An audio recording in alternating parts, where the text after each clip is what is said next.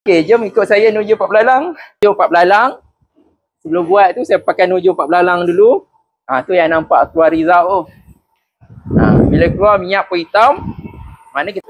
Okey, Assalamualaikum. Selamat datang di WBS Automotive. Hari ni kita ada Myvi. Okey, Myvi ni sebelum ni kita buat inspection free 25 checkpoint. Okey, hari ni kita punya pelanggan datang nak buat.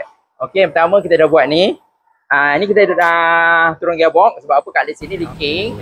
Okey, satu favor OC leaking, converter OC leaking, yang ketiga gear river OC. Yang ni biasa tertinggal nampak basah ni, gear river OC. Favor OC, gear river converter OC dah keras. Okey, ini untuk gear river OC lah. Ni biasa bocor kat sini. Yang ni biasa terlepas pandang. Ni selalu kecil ni, 3. Dia kira 3 serangkai. Mana kita ganti sekali auto filter. Ni dah ganti auto filter. Nampak? Auto filter lama hitam. Ni nanti kita akan flushing sekali untuk gearbox. Okey, sebab minyak hitam sangat kalau masuk baru. Walaupun kita dah tukar auto filter baru, automatik kalau pelanggan jalan 1 hari, minyak akan hitam balik.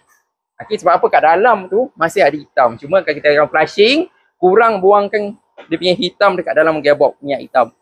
InsyaAllah dia pakai sebulan pun minyak tu nanti bersih lagi. Maknanya next service dah tak payah tukar auto filter, auto oil saja. Untuk suspension, kita buat bearing sekali. Okey, pelanggan nak kita bearing sekali. Dengan shock cover, koyak, dia punya grease keluar. Yang ni, tak apa, kita ganti clip je. Okey, kalau kat sini, dia punya grease dah keluar, nampak? Ni kita akan ganti clip je. Cover cantik, cover okey Ali? Cover cantik, kita ganti clip je. Kalau tak ganti clip, minyak grease yang siap kering, nanti dia siap pun rosak. Okey, bearing pun dah siap, tinggal minyak gear flushing last. Okey, nampak. Dia punya minyak hitam, kita akan flushing dulu. Biasa kita akan keluar sampai dia cantik bersih. Anggaran, tengok sekarang dah nak sampai 1 liter. Okey, hitam. Okey, sekarang dah nampak jenis sikit. Dah cantik. Jangan 1 liter, makna minyak gear dah okey. Okey, kadang-kadang gear dekat N, P masuk, kadang nampak dia tolak cantik. Bila masuk, dia ada kali kosong. Okey. Kadang masuk N, nampak dia ada kulit kosong-kosong.